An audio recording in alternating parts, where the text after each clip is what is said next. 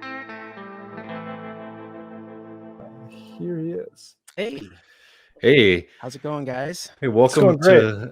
welcome to Left Reckoning, Kenzo. For those listening, Kenzo is a teacher, a member of the Chicago Teachers Union, Chicagoan, and host the Class Time Pod, which is a great show. I've been a guest on before. Yeah, thanks for having me on. Matt, are you a Cubs fan?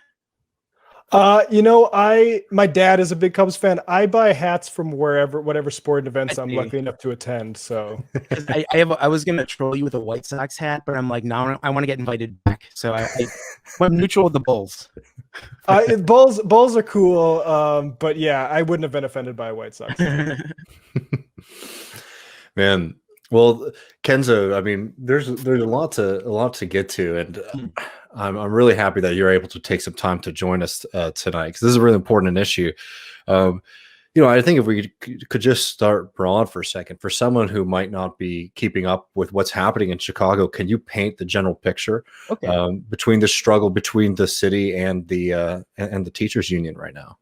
We're in a very interesting position here, and I think we can probably back up later to talk about the politics and the history leading up to this moment. But bottom line right now is Chicago Teachers Union. We voted to remain teaching virtually with our students, and the Board of Education is trying to slowly fold in teachers back into the classroom. And the problem with that is we don't have we're in a pandemic. That's number one. But two, even some very basic PPE distancing measures, they won't be in place. And, we'll have situations where there's students who have exemptions to even wearing a mask in class. So it's just not the right time right now, specifically with the vaccine existing and slowly being rolled out in our city. The mayor said by late spring, all the teachers will be vaccinated. And she still is insisting that we go to in-person teaching at this moment. So we voted to continue to do distance teaching as a union. And what they have been doing is they locked out some teachers from the Google Classrooms. And that was, their way of forcing us from working. So we're at a place now where we're saying as a union, if they lock out any more teachers, we are going to go out on strike. That means I'm a high school teacher. I'm not even required to go back to the classroom yet, but I will be striking with my sisters and brothers if it comes down to it. And on top of these demands to make sure that basic safety measures have been met, there's been a big fight over just making sure that people who have family members who have severe or chronic illnesses are protected, and those teachers don't have to go back into the classroom where they could hypothetically bring the virus back home to people who really would struggle with dealing with COVID, right? I mean, that's the position that I'm in. My wife has stage 4 breast cancer. And so, I mean, she's immunocompromised. So we have an 8-year-old. He's in 2nd grade. Even looking beyond the fact that she's immunocompromised and it'd be unsafe for me to bring COVID back from the classroom, it's just not practical. She's going through chemotherapy. I need to be home to help my son with his studies as I, teach my own classes. And, bosses will be bosses and say, we don't care about your home life, but this is a crisis. And I mean, that's one of the big issues. That's the overarching issue, is that we're in a crisis. We have a mayor that won't admit that, this is deeply impacting human lives and, wants to force the schools open. And she doesn't have a good reason for it either. So go ahead. I was going to say, can you talk a little bit about Mayor Lori Lightfoot? I heard you on District Sentinel earlier in the week, and I guess she was a little bit even behind Biden and Harris, who had been, pressured to come out in support of the strikes. Where are those 3 politicians? Has there been any development there? Where is Lori Lightfoot still just deaf to all this stuff? And have Biden and Harris done anything more in support of you guys or the party in general? So what happened was, Joe Biden has one of his 100 days in office promises was to open up all the schools within, this first 100 days. And, I took immediate umbrage to that because 100 days, that's a political goal. It's not a pedagogical goal. It's not, a public safety goal. That's just, it's an arbitrary number he's throwing out there. And so that became kind of the line of the Democratic Party, including my union president, Randy Weingarten from the AFT, not the local president. We have a very fighting, awesome local leadership, but the national leadership, Randy Weingarten actually put out an op-ed saying that we need to go back to in-person as long as there's good testing being done. And that was not the line from the rank and file. And then later that day, Joe Biden offhandedly at a press conference was asked, how do you feel about the situation? And he was on our side. He said, I support the Chicago teachers. They just want to teach safely, but they do want to teach. And that we thought that was huge. Like the way I looked at it was Joe Biden did a political analysis, and Lori Lightfoot does not have a political base in Chicago. She won kind of on a fluke. Maybe get into that later. And by doing a political analysis, calculus, he probably thought, I should support the CTU in here. And this actually goes back to the strike we were on last year, which was just a more typical contract strike, where every candidate except for Tulsi Gabbard and Pete Buttigieg send some sort of support to us. Where Bernie, of course, did the most. Came out the night of our strike vote, rallied with us. He used his email list to get people out to support our strike lines. But then I think people saw the kind of support he was getting here from a big voting block, not just a big voting block, but the CTU is a big door knocking and phone calling and texting block. And that's just how I see. Probably he made that calculus. And it was interesting because then the mayor had a hard deadline for us going back to the classroom. She's moved it 3 times this week. And today was actually supposed to be the day she locked out teachers. So find out a little later tonight how many, if any, were locked out. And as a union, we're going to talk about next steps. Interesting. Maybe now's a good time to talk about what are Lori Lightfoot? Who does she represent? Yeah, so Chicago is in this really interesting juncture. My friend Ramsey Cannon wrote this piece called Outlaw Country for the Midwest Socialist.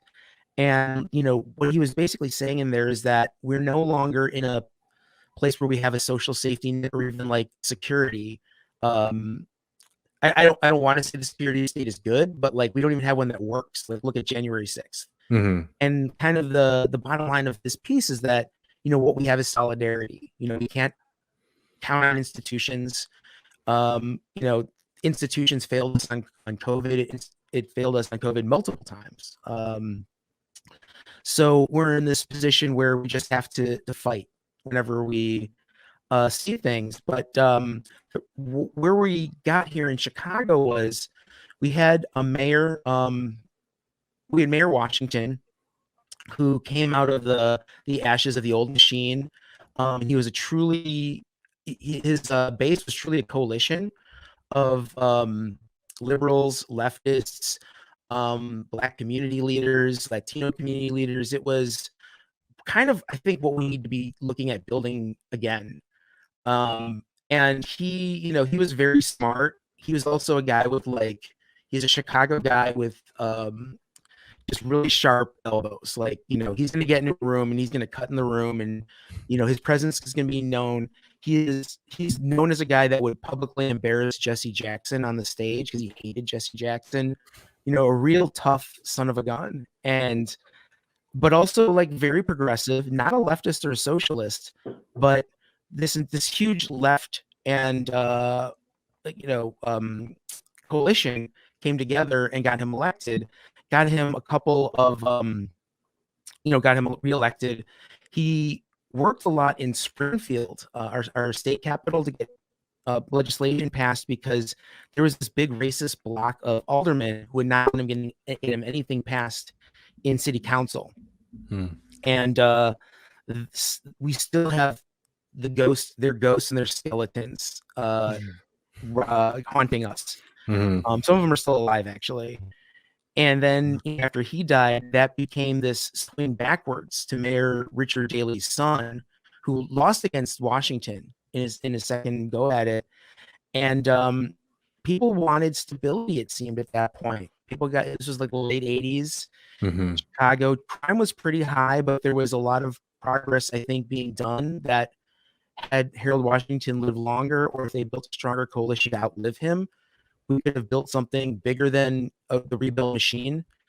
But what Mayor Daley did, the second, was he built this neoliberal machine where he still had his power base in the neighborhoods, but his money was coming from like DC, New York, and from his brother was CEO of Chase at one point, Chase Bank. They were all tied together, and then he stepped down, and Rahm Emanuel came in, and he was completely neoliberal, but he had so much money he could just throw it at elections, and he maintained a majority in city council that way, and totally fucked the city. And he covered the murder of a black teenager up to get reelected, and then when that came out, that made him so hated in the city, and then he left. Very smartly, I think he did some political analysis on his own, had his consultants crunch the numbers and realized he wasn't going to get reelected. Our union president almost ran against him for his reelection, Karen Lewis, but then unfortunately she has brain cancer, so she dropped out of the campaign. That could have, I think, been a Harold Washington #2 if things happen right. But what Rahm left us with was a city that hated the machine and wanted to see change and wanted to see something that looked nothing like Rahm Emanuel. Laura Lightfoot had no political past. She was a prosecutor. She was a corporate lawyer. So she campaigned on something that looked really good, on $15 minimum wage, putting nurses and social workers in schools, everything that the union was even asking for. And we backed Tony Preckwinkle, who was the Cook County Board president, she still is, and the head of the Cook County Board Democrats. Now, with the machine crumbling as it is, I thought she was the best bet, Tony Preckwinkle, because her only support at that point were the unions and the progressive works. So I think we would have had an accountable mayor under her. But with Lori Lightfoot, she took real umbrage to us, the unions and the progressive works, not endorsing her. Supporting her, and she came into office very bitter. She forced Tony Preckwinkle into this runoff, and with only 18% of the vote. But Tony Preckwinkle was connected to this very corrupt alderman named Ed Burke, and that was basically what Lori Lightfoot did to win, was to say, I'm not connected to Ed Burke. And she took advantage of this anti-machine swing in the city. Silver lining to that anti-machine swing in the city and this outlaw country we're in is 10% of our city council are DSA members now. Wow. Yeah, no, and it's like I was going to mention too, like Chicago in a lot of ways has become such a hotbed of not just the progressive movement, but most directly and importantly, in my opinion, the democratic socialist movement, and that taking that next step from protest movements, social movements to power. Let me see, because I wanted to make sure that we're hitting on like all these conditions as well, because just like, how would you categorize the support that you have already gotten from the school system as a teacher before this debacle, before how have they been at actually providing people to prepare them for online learning, right? Has that been satisfactory in your opinion so far? I think that the way that the schools have handled the pandemic is just like it's an analogy to the way every system and every government has handled the pandemic. It's kind of pretend like it's not happening and then try to put band-aids on it. And it's really shown naked, like, all the frailties in our system. And one of the things that I think was really striking to me, I was talking to a friend of mine who's a social worker at CPS, and when we were fighting for a contract last year, we were fighting to have one social worker in every building. And one of the things that pisses me off is that we won that, and we took a lot of, we made concessions for it, but the boards that maintain that we can't afford to hire them all, um, at once. So we conceded to like have them folded in, but that was like the floor. That should have been like, the Board of Education could have staffed a social worker in every building. We had $1 billion surplus last year, and the board, and they could have totally done that, but they chose to like do the bare minimum, which is slowly fold them in. And when I was talking to my social worker friend, she was saying, even if we were to staff one social worker for every school, that's 10 times the caseload recommended by her professional organization. That, it would be one social worker for every 500 students, which is 10 times what's recommended. Like if you have 100 students in a school, you should have 2. Yeah. I mean, I just bring this up because, as these negotiations go on, the media blitz that I've seen, and I'm not in Chicago, but from officials, in the Lightfoot administration, also, from CPS as well, have been really frustrating. Including, let me get the quote right, because it infuriated me so much. Janice Jackson, saying that because, the teachers are stalling, countless Black and Latinx families are falling behind, right? And it's just one of those moments where clearly those systems weren't doing enough for those communities beforehand, and then to put the blame on that on teachers who are making sure that their life and their family's life and their community's life are kept safe. It's just so despicable. Yeah, on that note, talk about, like, we hear a lot, like Michael Bloomberg in the news today demanding teachers get back to work. Talk about what you're actually hearing from, like, the parents of the students you teach. Well, 80% of parents opted out of in-person, and that number keeps climbing because parents are sending their kids to school, and then, the kid would come back with a different mask on or something like that. There's always like some sort of reason why they're like, oh, it's not what we've been told. And the reason why is principals, they get sanctioned if they don't promote in-person learning. They are middle management. So they have to talk to parents and email parents about how safe these schools are. And I'm a parent, and I trust my principal in many ways.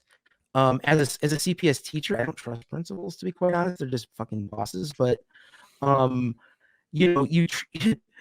would say, like, you choose a school that you mistrust the principal the least at when you're a CPS teacher. And I like my kid's principal. My own principal at my school, for the first time in my life, is good. But they have to sell it, and the only way parents get the good information is either through the teachers, and there's eyes on us a lot of times through the union, and through other parents. And like, for example, my wife is on the local school council, which are like mini school boards that each school has. We don't have an elected school board for the entire city, but each school has one that makes certain decisions. And she's also a room mother, I guess Zoom mother in these conditions. But like, because of that, she has contact information from all the parents, and she's not afraid. She was a former union organizer. She's not afraid to get political. And so she's having one-on-one organizing conversations with parents. And I'm not saying it's like a widespread thing that's happening, but in the last 10 years, I've seen more of that, where parents are not afraid to get political with each other. Teachers are not afraid to get political talking to parents. And I mean, that's just one of those things, like, you're not supposed to talk about religion or politics at the dinner table. We have to get past that. And, because that's us educating their kids by like safeguarding them and making sure their learning conditions are proper. So we have to like break through that fear. That's what's been getting the messages through. So yeah, 20% signed up for in person, but that number keeps dropping. And they keep counting these numbers, and it's just not matching up. Like, when I talk to my students, I have seniors, mainly Black Latinx students, working class and poor. They're sad about missing prom. They're sad about missing graduation, but they understand. Hmm. And my read on it is they understand because they all have a COVID story. They've had COVID, their families had COVID, they've lost people to COVID. And the communities that are sending their kids to school, I'm just thinking they're not as touched by it. Hmm. I mean, I think that's definitely. I mean, knowing people in North Dakota, I think that you have certain people who their COVID story is they know somebody who got it and got better, but that's really all the COVID stories they have, which is, and I think it's much easier for those people to say like, come on, it's a lot of people are in denial about the reality of this illness, but certain communities can't be because you all of a sudden will know one or two people at least that died from it.